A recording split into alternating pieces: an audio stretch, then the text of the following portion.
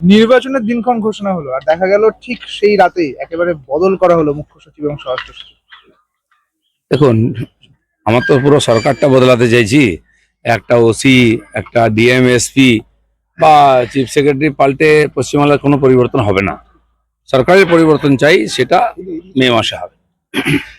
হিংসামুক্ত vote করাতে বদ্ধপরিকর নির্বাচন কমিশনার, এবং যেরকম দেখা যাচ্ছে গত ইলেকশন গুলোতে যে পর্যবেক্ষকরা ঠিক আগে আসে, কিন্তু এখন থেকে দিনক্ষণ ঘোষণা হওয়ার পর থেকে আসতে শুরু করে দিয়েছে পর্যবেক্ষকরা। মানে একটা ধরুন, এই ধরনের কথা বা এই সমস্যাগুলো যেগুলো আমরা ফেস করি এখানে, আপনারাও জানেন, বারবার আমরা নির্বাচন কমিশনকে লিখে জানাই, কিন্তু জাস্ট একটা ফর্মালিটি হিসাবে ওটাকে করে দেওয়া হয়, একটু চেঞ্জ করে দেওয়া হলো, কিন্তু সে যেন বাস্তব পরিস্থিতি কোনো পরিবর্তন হয় না। সেই জন্য ফ্রি ফেয়ার ইলেকশন এখানে সম্ভবই হয় না। আর সেটা আমার মনে হয় এবারে হবে না। সেই জন্য এসআইআর থেকে কাজটা শুরু হয়েছে ছাঁটাই। আমার মনে হয় সেন্ট্রাল ফোর্সকেও ঠিকঠাক ডিপ্লয় করা হবে, ব্যবহার করা হবে।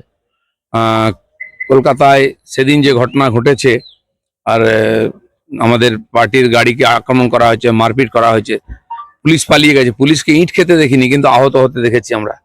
মন্ত্রীকে কখনো ইট খেতে দেখলাম না, কিন্তু চারিদিকে চোট। যে আগে স্টিকার লাগিয়েছিল, পরে দেখি ব্যান্ডেজ লাগিয়েছে, বাইট দিচ্ছে।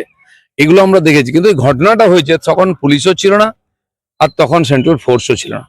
কেন এই পরিস্থিতি অনেকক্ষণ ধরে চলেছে, কেন সেন্ট্রাল ফোর্সকে ইউজ করা হয়নি? স্বাভাবিকভাবে আমরা কমপ্লেন করেছি এবং নির্বাচন কমিশন তার জানতেও চেয়েছেন। এই ধরনের ঘটনা লাগাতার হয়, সেন্ট্রাল ফোর্সকে খুঁজে পায় না। এর আগে আমাদের যাত্রার সময় জামুরিয়াতে হয়েছে, বারাবণীতে হয়েছে, সেখানে গাড়ি আটকে দেওয়া হয়েছে, বাজারে ভীষণ মারপিট হয়েছে, গাড়ি ভেঙে দেওয়া হয়েছে, সেন্ট্রাল ফোর্সকে অ্যাক্টিভ হতে দেখিনি। বলছি, সাধারণ মানুষের কথা ভেবে মুখ্যমন্ত্রী মমতা বন্দ্যোপাধ্যায় গ্যাস নিয়ে আজকে রাজপথে না। যারা যারা গ্যাস নিয়ে প্রতিবাদ করছে, ইলেকশনে সবার গ্যাস বেরিয়ে যাবে, আমি বলে দিচ্ছি। কারণ এটা সাময়িক সমস্যা, সারা বিশ্ব তার জন্য ভুগছে। একটু পাশের দেশগুলো খোঁজ করুন না, তেল গ্যাসের কি অবস্থা আছে। দিব্যি তেলে জলে আছেন তাই লাফাচ্ছেন, মোদি আছেন তাই সব করে খাচ্ছেন, নাহলে হাহাকার পড়ে যেত। ইচ্ছা করে ক্রাইসিস তৈরি করা হচ্ছে, মানুষকে ভয় দেখানো হচ্ছে। আমি সাধারণ জনতাকে বলবো, অনেক সংকটে গেছি, সংকট আসতে থাকে যেতে থাকে। যেমন নরেন্দ্র মোদী সামনে আছেন, চিন্তা করবেন না, আপনার জীবনে আঁচ পড়বে না। কোভিডের সময় যে লোকটা 81 কোটি লোককে বাড়ি বাড়ি রেশন পৌঁছে দিয়েছে, খাওয়ার জল ভ্যাকসিন সব দিয়েছে, তিনি বাঁচিয়ে নিয়ে এসছেন সবাইকে। আগামী দিনেও তিনি দেখবেন। কিন্তু যারা মিথ্যাচার করে, কেবল রাজনীতি করে ইস্যু নিয়ে লোককে ভয় পায়, তাদের কথায় বিশ্বাস করবেন না। 7 লক্ষ নাম বিচারাধীন দেখে কেন ভোট, এই প্রশ্ন তুলে নওশাদ বলছেন যে মমতা বন্দ্যোপাধ্যায়কে যে ভোট বয়কট করুন, আমি আপনার পাশে রয়েছি।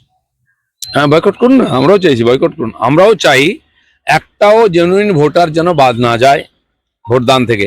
বহু ভোটার বাদ গেছে আমাদের পার্টির, সে বুথ প্রেসিডেন্ট থেকে আরম্ভ করে নেতা, তাদেরও নাম কেটে দেওয়া হয়েছে। তাদের জন্য অ্যাপ্লাই করেছি আমরা, ডিএমরা নিচ্ছে, কিছু করছে না। এটা রাজ্য সরকারের চক্রান্ত যেন হচ্ছে, সেজন্য আমরাও চাই এই 60 লক্ষ ভেরিফিকেশন তো হোক। এছাড়াও বহু লোক বাদ গেছে, তাদেরও ভেরিফিকেশন হয়, তাদেরকে আবার নাম ঢোকানো হোক, সে রাস্তা রাখা হোক। বলছি, নির্বাচনের নির্ঘণ্ট বাজার বেশ কয়েক মুহূর্ত আগে বকেয়া ডিএ দেওয়ান নাম করে মুখ্যমন্ত্রী। কিন্তু মুখ্যমন্ত্রী সব ব্যাপারে মরার সময় হরির নাম। আপনি যদি সত্যি সত্যি আপনার কর্মচারীদের প্রতি এত ভালোবাসা রাখেন, তাহলে তাদের বিরুদ্ধে সুপ্রিম কোর্টে কেন গেছিলেন ডিএ আটকাবার জন্য? হাইকোর্ট বলেছে ডিএ দিন, আপনি চলেছেন সুপ্রিম কোর্টে। আর এখন দেখলেন যে আর রাস্তা নেই, এই ছুড়ে দিচ্ছেন মুখের সামনে রুটি দিয়ে, একেবারে শেষ মুহূর্তে ঘোষণা করছেন। আর যদি সত্যি সত্যি তাদের প্রতি দরদ আছে, আপনি কেন আগে ঘোষণা করলেন না ডিএ? কত দেবেন, কবে দেবেন, ক্লিয়ার করেননি কেন?